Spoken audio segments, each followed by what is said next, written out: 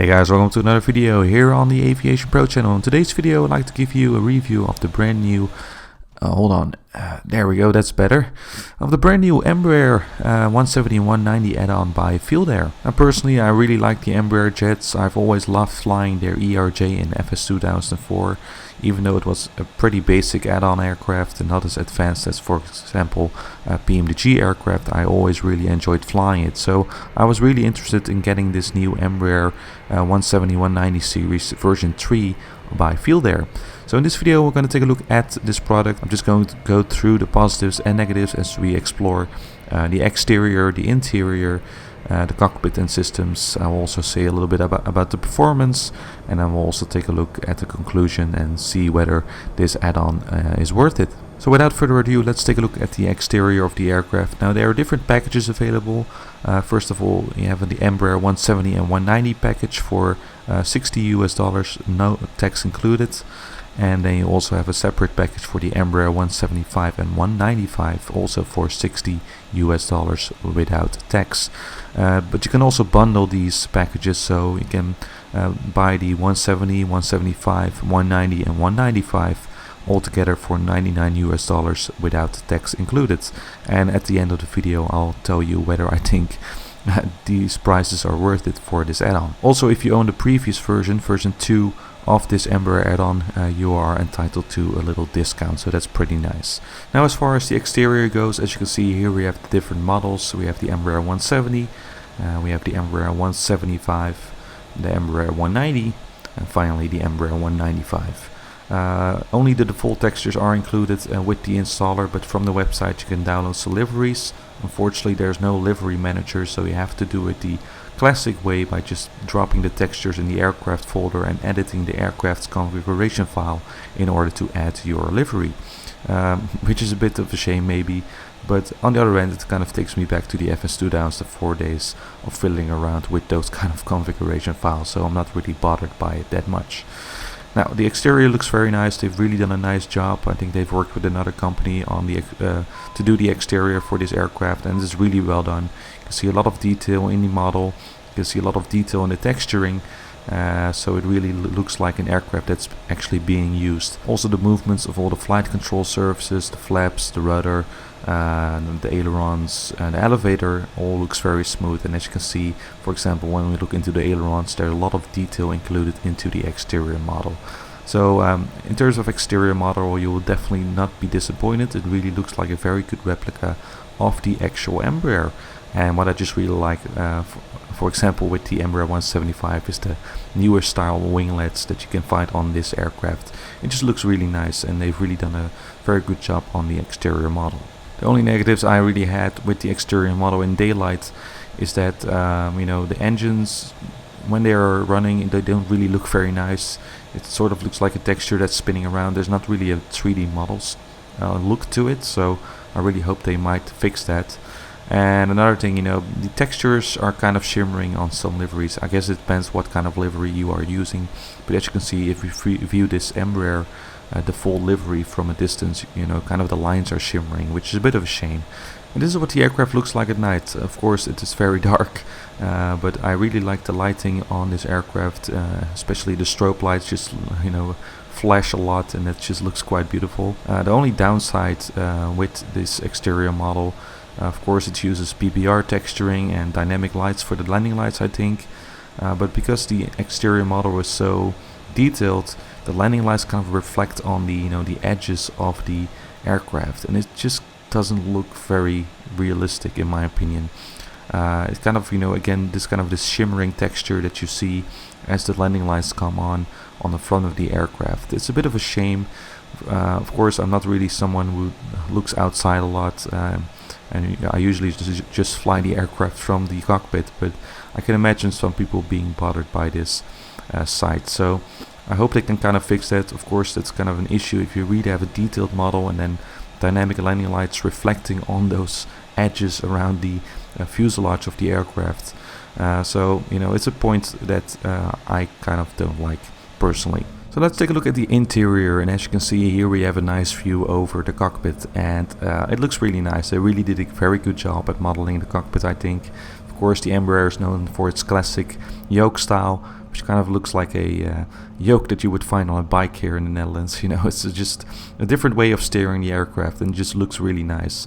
In general, the cockpit modeling is very, very well done. I think it's definitely a huge improvement over the previous versions, and it really feels like this tiny office that this Embraer is. Of course, it's a pretty small aircraft, and so is the cockpit, I think, in real life as well.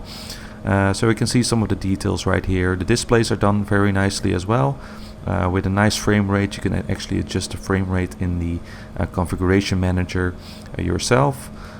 It's not super HD, it doesn't look super HD when you look from close by, but in general the displays are very well done, and especially the integration with the mouse is very nice. Because this Embraer, you will in real life you control the displays with, you know, a touchpad and a kind of a mouse, but in the sim you can actually use your actual mouse to, you know, make use of the functions that you can find on, for example, the multifunction display.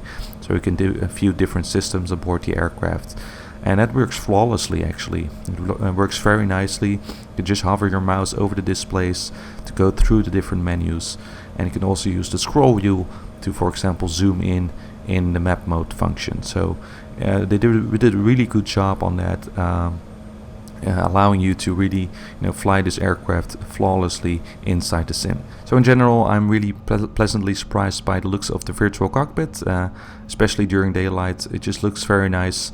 A really nice job. In terms of systems, we'll explore the systems a little bit later on, but the system simulation is very nice. It actually really gives you a very good Embraer, solid Embraer experience, I think.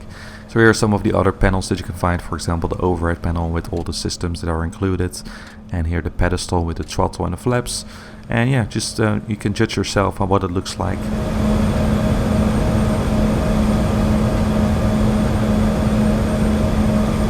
And the add-on also comes with a rain simulation, so that's very nice. You can actually see the raindrops on the windshield. I believe they are using A2A simulations rain for that.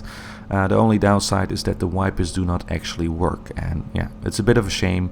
Of course, you probably don't really need the wipers. There are usually not that many raindrops on the windscreen anyway, but it would be nice if the wipers were actually working. But you know, the rain really adds to the atmosphere of this little cockpit and flying during rainy days. Further, there's some more animations, like you can open the cockpit windows, and you can also remove the armrest, things like that. So some basic animations that you can find inside the cockpit, which are pretty nice. Now, the only negative for the cockpit daylight I really have is that there's a lot of shimmering for the the text and some of the knobs, for example, on the mode control panel.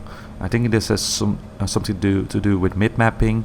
As you view textures from a different distance, the resolution should kind of change, but for this cockpit it doesn't really seem to work. So for example, when you look at the MCP from your pilot's view, it's really hard to make out what what is actually stated on the different buttons. You really have to zoom in on the mode control panel to actually be able to read what's on the buttons, and otherwise there's a lot of shimmering for the different text parts. So that's a bit of a shame.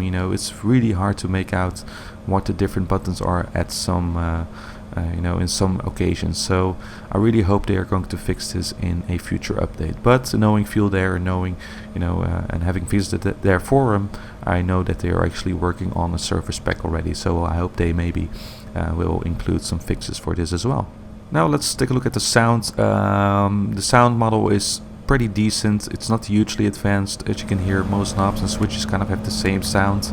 So for example, it's not the same as with PMDG aircraft that every individual switch has its own characteristic sound. I'm personally not hugely bothered by this, but it would be nice to maybe have a bit more diversity here and maybe some newer sounds over the sounds that you could hear in previous versions. They probably did not invest a lot in this for this new add-on. So in general, the atmosphere in the cockpit, as you start up the engines, and start up the cockpits itself, the systems, it sounds pretty nice, but don't expect too much in terms of sounds for knobs and switches and things like that. Those are mostly the same across all knobs and switches, and also, for example, on the mode control panel you don't actually hear, for example, the rotating knob. So don't expect too much on this front, but it's decent enough for a decent Embraer experience. So now let's take a look at what the cockpit looks like at night, and I have to be honest with you here.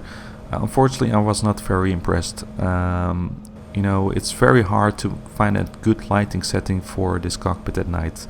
Maybe during dusk and dawn it's fine, but at night, you know, again, there's a lot of shimmering in the light textures, and there's just not a lot of detail in the cockpit lighting, unfortunately. There's some floodlights, but as you can see, as we turn them on, you know, the textures kind of have to reload. It seems like they're making use of some old FS2004 technologies. There's also a chart light, and somehow the textures get reloaded again, and very low quality. It just doesn't look right. It doesn't really look like a add-on that you know expect in 2019, especially with the upcoming release of FS 2020. You know, most aircraft add-ons have some sort of dynamic lighting in the virtual cockpit and dimmable lights, but right here it just seems so, you know, kind of like a texture change. So it's really difficult to find a nice lighting setting. You know, with the chart lights, the textures are very odd. With the floodlights, the flight deck kind of looks too bright.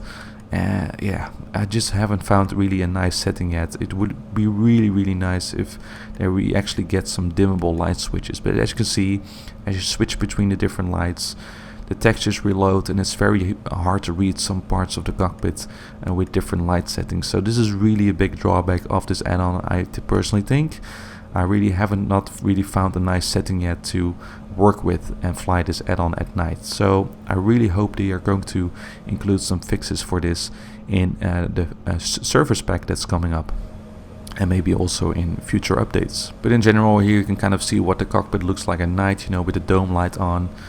Yeah, with the dome light on, it's probably fine, but if you use any of the other, you know, floodlights or chart lights, it just doesn't really work out. Here you can see what the overhead panel kind of looks like. As you can see, when we zoom out again, there's just a lot of shimmering. It's very difficult to make out, you know, what the different texts in the cockpit actually read. So again, this is sort of a MIP mapping issue. As you zoom in, you can kind of read it, but from a distance, it's very difficult. Another very big issue is that when you turn on the landing lights, they actually reflect in the cockpit, and this is really a huge problem. You simply cannot make a proper landing at night if you cannot turn on your landing lights, because as you can see, when we turn on the landing lights, the cockpit just lights up.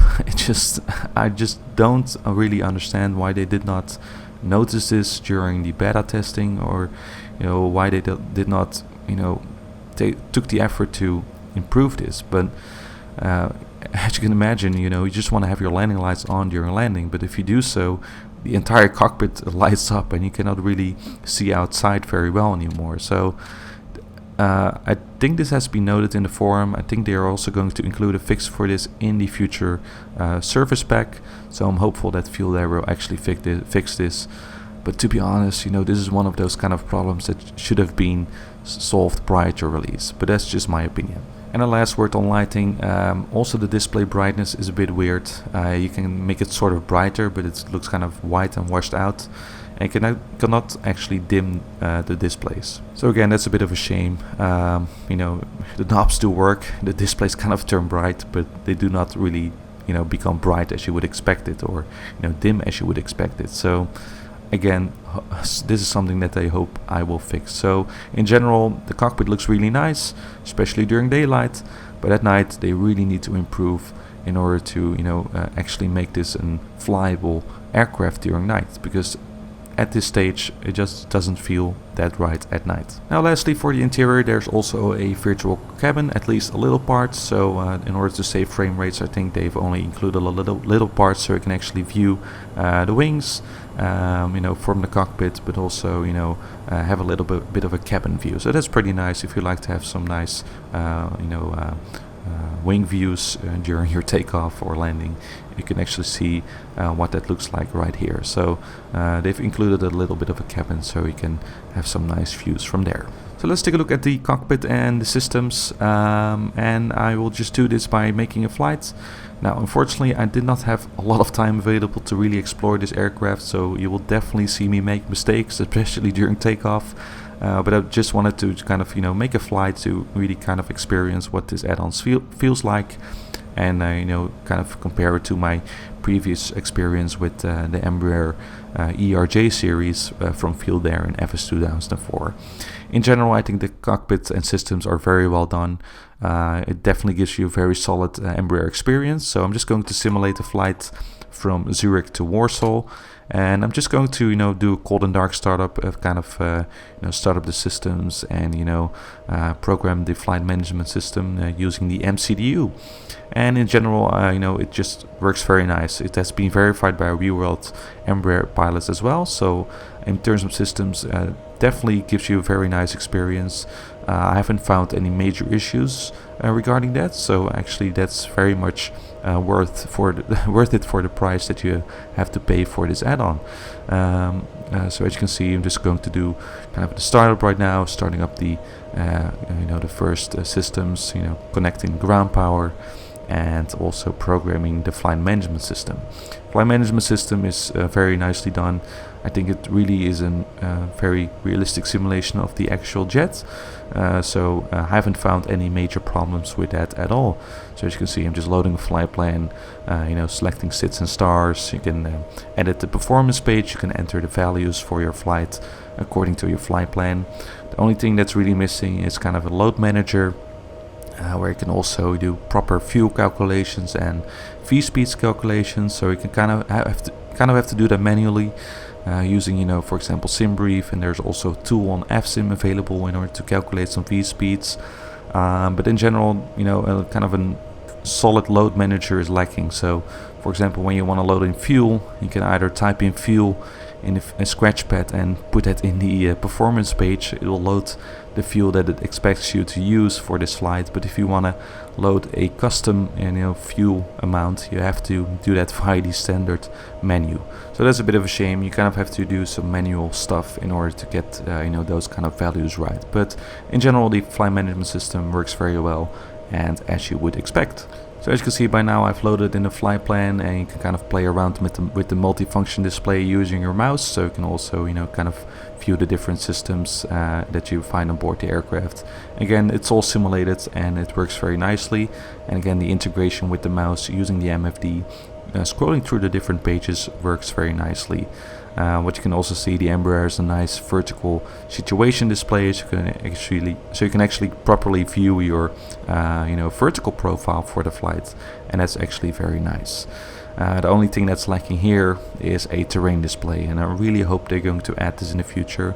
There is a weather radar available using Active Sky, but there's no terrain display, so flying into Innsbruck, for example, is a bit of a tricky business, so to speak. So I really hope they are going to add the terrain display in the future. But in general, as you can see, you can scroll through the different systems, the electrics, the hydraulics, the air conditioning, and you have a nice navigation page which you can scroll through as well. And you can adjust the displays to your liking. So that's all very well done. So I'm just about to start up my engines, and as you can see, the flight plan has been loaded in. The Embraer aircraft is very nice to fly. It's pretty easy.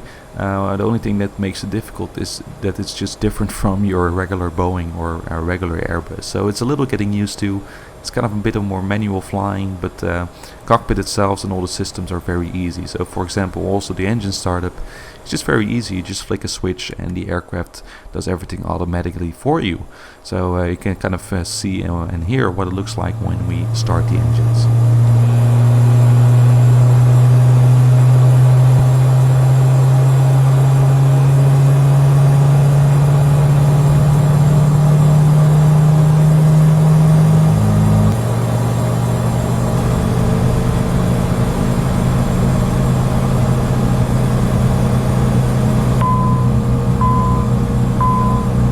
So as you can see, we're taxiing out of Zurich, and I have to say the ground friction model and kind of how the aircraft feels during taxi is very nice as well.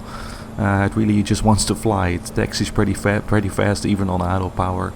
You might have to just use your brakes in order to slow the aircraft down. But in general, it really steers very nicely on the ground. It really feels like steering this small jet around a big airport. It just has a certain feeling to it. So and that definitely feels very nice, especially when you're braking. Also the you know, the aircraft kind of bounces like it would do in real life. So taxiing this aircraft is definitely a good experience. So I'm lining up on the runway. As you can see, we're departing out of Zurich following a standard instrument departure. Now it's very important in this aircraft that you actually enable the you know, takeoff mode by pressing the toga button. I did configure the button in the configuration manager, but for some reason it just didn't work, so I assumed that takeoff mode was activated, but it wasn't, so the flight director doesn't really show up. Again, you know, this is the first time I'm actually flying this aircraft, so I'm messing a few things up. But let's just take a look at the takeoff, kind of see what it feels like and sounds like when departing the Embraer.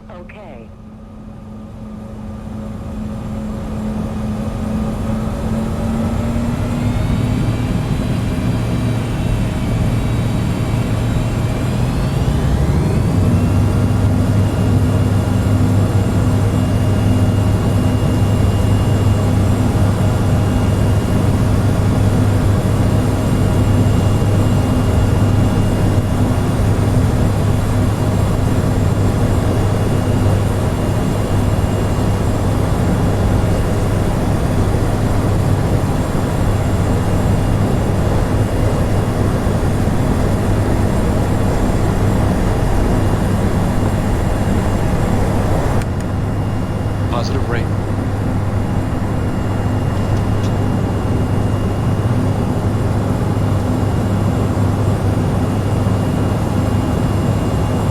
Gear up.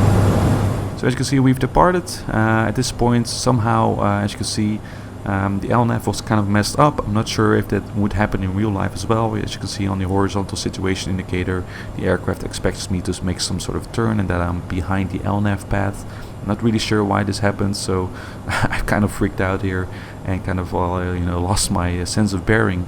But I actually had to just you know, keep flying ahead. So I did find that, you know, the LNAV is kind of tricky, especially with sharp turns and things like that, complex standard instrument departures or stars. So it's something to keep in mind and to you know, make sure that you stay ahead of the airplane and maybe switch to some of the more manual modes. Again, I'm not sure how this relates to in real life, but it's something to keep in mind when you're flying this aircraft.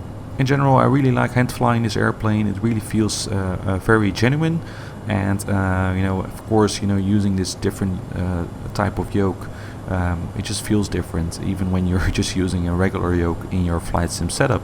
You only need very small corrections on the yoke in order to actually move the aircraft, so that's something to keep in mind. As you can see, this aircraft also has a different flight director style.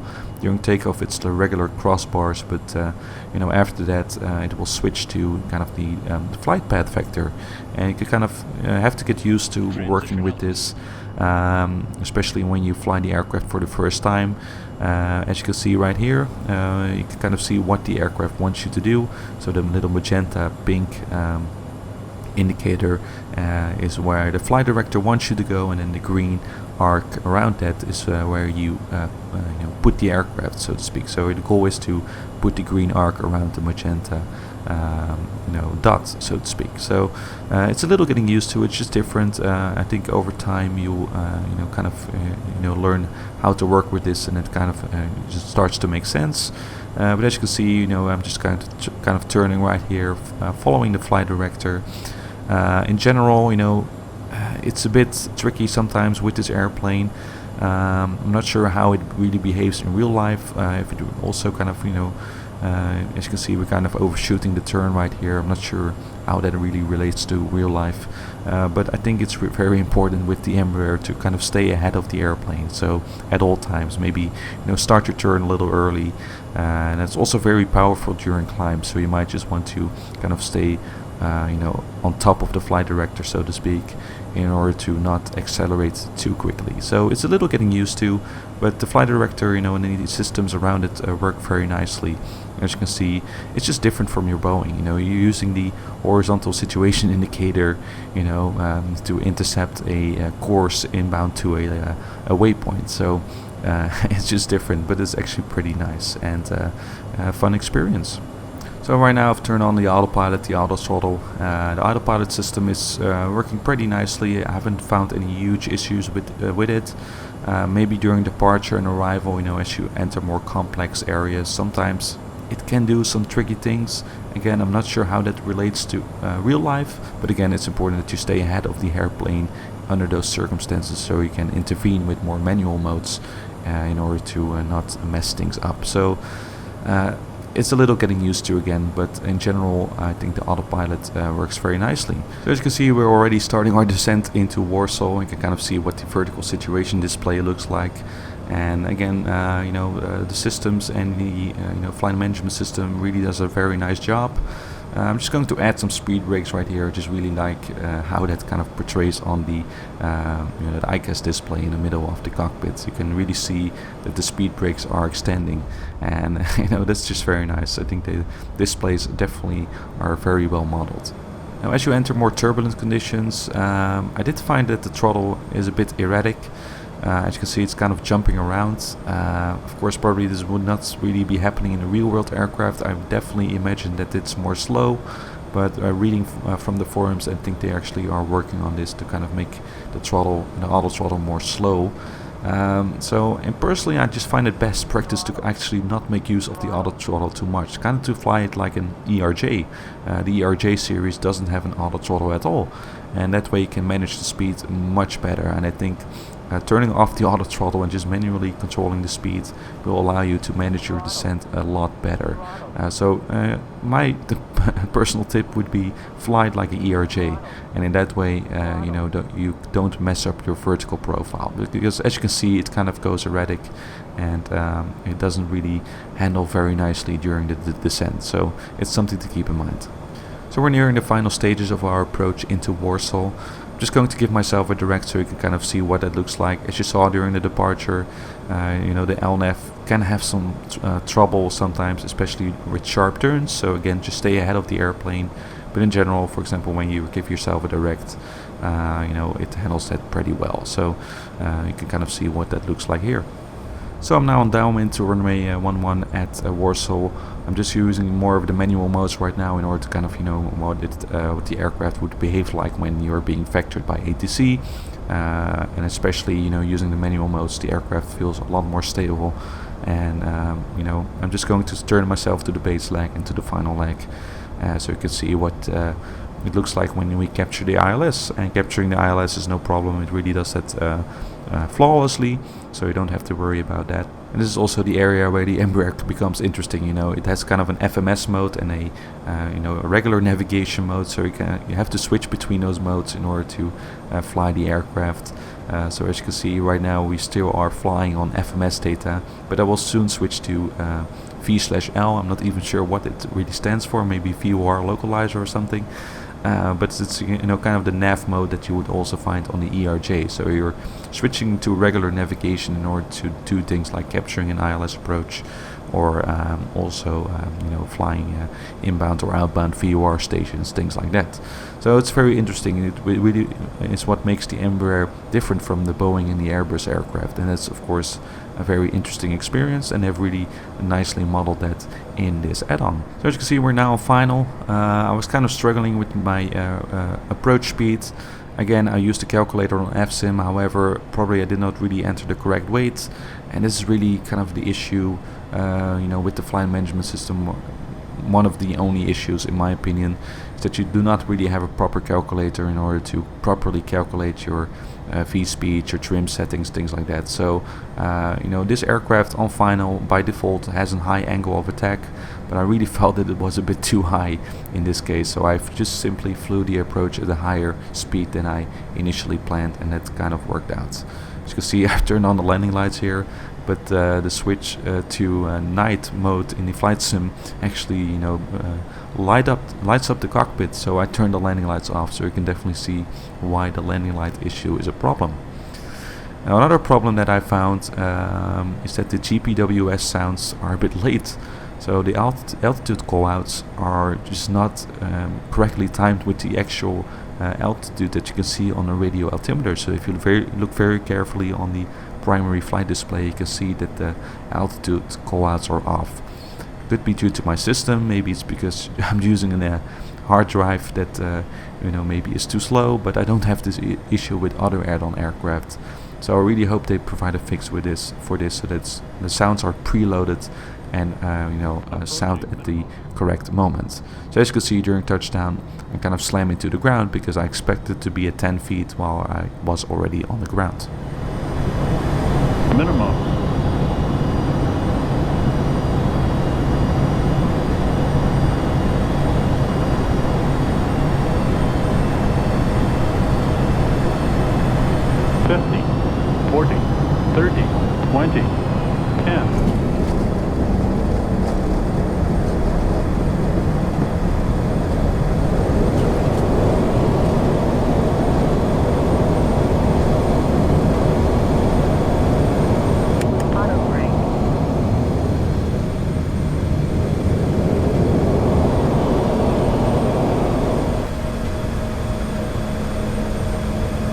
Now in terms of performance, I have not really found any issues. The aircraft performs very stably on my system.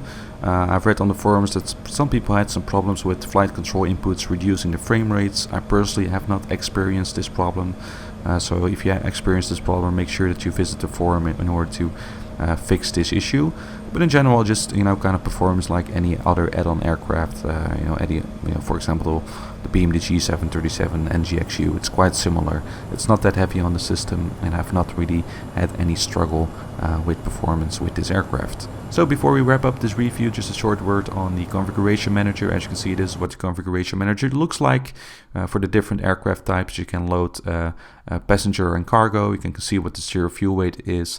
Again, there's no fuel loading system, unfortunately, so we have to do that from within the sim.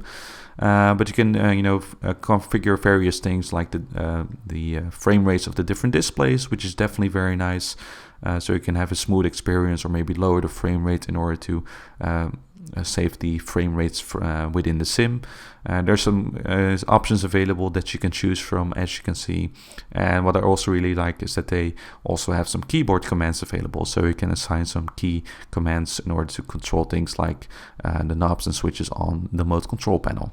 And of course, the add-on also comes with a manual. It's not super extensive. It's kind of a basic manual in order to get you going with the Embraer, also including a tutorial flight, so that's pretty nice. So just enough manual in order to get you going with this add-on. So let's put a conclusion to this review. I'm just going to give you my honest opinion right here. Now, of course, you have different packages available, and the question is whether it's worth it. Now, I think for the price of a single package, it's definitely worth it. It really gives you a nice Embraer experience, and I think the systems, especially the systems and the flight management system, are well done. Also, the VC cockpit modeling is very well done. Of course, there are some issues, at night, and with the texturing, with the floodlights, things like that, and kind of the erratic throttle behavior that you sometimes get. But for the price of a single package, that's sort of okay. But for the price of the bundle package, even though you get a bit of a discount, I don't think it's worth it yet, at least at this stage. So I really hope they get going with some updates and some service packs in order to fix some of the issues that are being reported on the forum. Luckily, they are active on their forum, so I have good hope that they will fix some of the issues that I've mentioned in this review and that are mentioned in the forum. But I think at this point, the price for the bundle package is a bit too steep for what you get, if I'm perfectly honest. So if you really want to have all of the models that are included in this add-on, so all the 4 different models, I might just advise you to kind of hold off and wait kind of for the service pack. Stay tuned with the forum, kind of see what updates are made available. But otherwise, just maybe go for one of the packages. Just kind of see what your favorite airline uses, and then using that package, you can get flying the Embraer. And I think, again, for a single package, the price is worth it. But again, for the bundle package, it's a bit too steep, in my honest opinion. Nevertheless, I really enjoy flying the Embraer, and of course, I look forward to flying it a bit more, getting more acquainted with it. Again, in terms of systems, it's totally fine. It's just those little drawbacks, that you do not really expect anymore with an add-on aircraft in 2019. So that's kind of the problem that I have currently with this add-on. But again, I have good hopes that the issues will be fixed, and we'll stay tuned with the forums in order to find out when the updates are being released. So thanks for watching this review here on the Aviation Pro channel. If you'd like to support this channel and become a member of my Discord server, Make sure to check out my Patreon page. The link is in the description, and your support would definitely be much appreciated. And I hope to see you again soon, probably for a VATSIM flight, maybe flying the Embraer. So that will definitely be a lot of fun. Take care, and I'll see you soon.